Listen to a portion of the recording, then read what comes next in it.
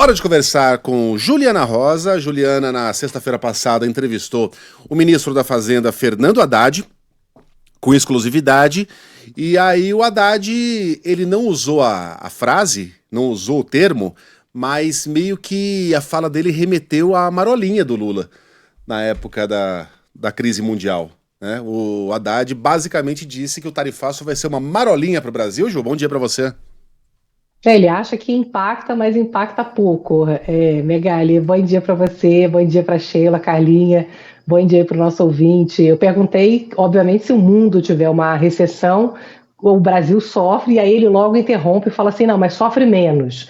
O que ele fala aqui no argumento que o Brasil vai sofrer menos é, segundo ele, uma situação que, claro, ele começa a falar que é uma situação que é um choque muito grande, que é um choque severo, que ele não tem lembrança de algo tão radical.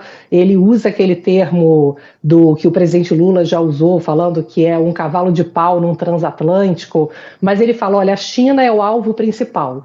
Então, o mundo não escapou, mas a China é quem vai sofrer mais. E o Brasil, ele fala, ele vai sofrer menos porque ele diz que a gente tem aumentado as exportações com os três principais blocos, então a gente tem vendido mais para a China, para os Estados Unidos, para a Europa.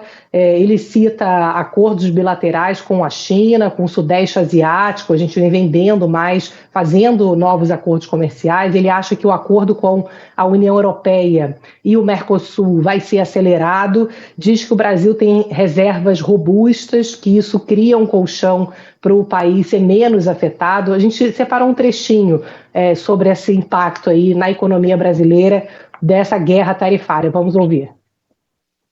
A mensagem que eu gostaria de passar para quem está nos ouvindo e assistindo é de que o Brasil, né, assim como em outras crises, como em 2008, nós vivemos uma enorme crise financeira, o Brasil tem de 75 a 95 bilhões de saldo comercial, o Brasil tem mais de 300 bilhões de reservas cambiais.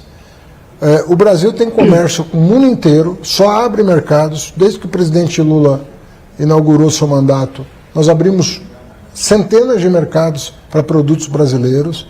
Ou seja, nós estamos tranquilos de que nós temos boas relações com todo mundo, vamos mantê-las, aprofundá-las, e estamos numa situação em que a gente não deve nada para ninguém. Eu perguntei para ele se o governo brasileiro está negociando para tirar aquela tarifa de 10% que foi imposta aos produtos brasileiros. Ele confirmou que sim, ou sendo reduzida ou retirada.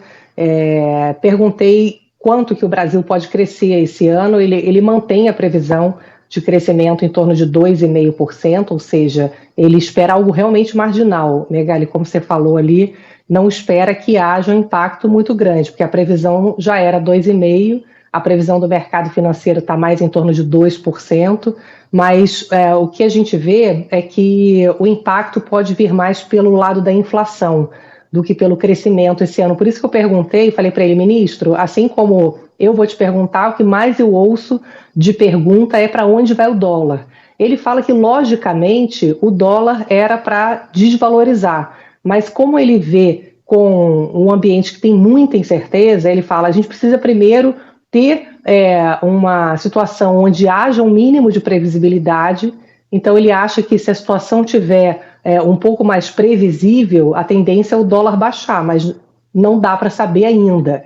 E aí eu falei, bom, e aí? E a nossa inflação? Né? Como é que fica se o dólar subir, por exemplo? Ele acha que a gente tem perspectivas melhores de inflação, principalmente porque o juro subiu. Ele diz que o governo também fez o trabalho fiscal ali das contas públicas para ajudar a amenizar a inflação e diz que a safra agrícola recorde vai ajudar a uma inflação menor de alimentos. E aí, por último, eu puxei essa questão das contas públicas, que a gente fala tanto aqui, porque, no fundo, tem uma percepção hoje de que o governo não está fazendo um esforço do tamanho necessário para poder trazer uma confiança no equilíbrio das contas públicas, na entrega das metas, e que isso acaba levando a uma pressão adicional na questão do dólar e atrapalhando também na queda da inflação.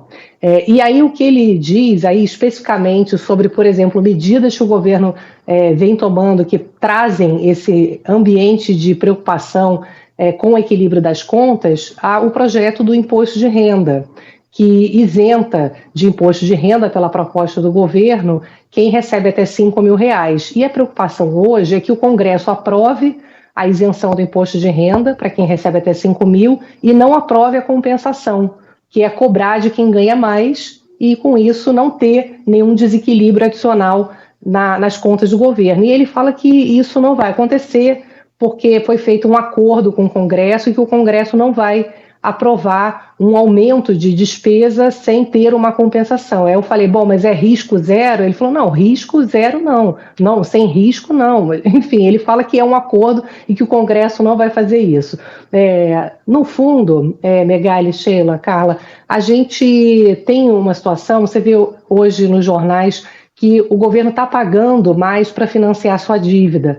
Os investidores estão cobrando mais para financiar os juros, cobrando mais juros para financiar a dívida do Brasil, né, dos títulos públicos. Isso demonstra um aumento de risco olhando para o Brasil, olhando para as contas públicas. Então, por mais que o ministro diga que o governo está comprometido com o equilíbrio fiscal, existe uma desconfiança. Eu perguntei que a própria ministra do Planejamento, Simone Tebet, disse que para a regra das contas públicas ficar de pé de 2027 em diante, que no final de 2026 vai ter que fazer um ajuste. E eu perguntei, bom, mas se já tem esse diagnóstico, por que esperar até o final de 2026 para fazer um ajuste necessário? Ele fala, não tem nada disso, a gente vai fazer a gente está sempre fazendo ajustes. Não, a gente não está não admitiu, né, que na verdade essa regra pode desmontar se não for feito um ajuste o mais rápido possível.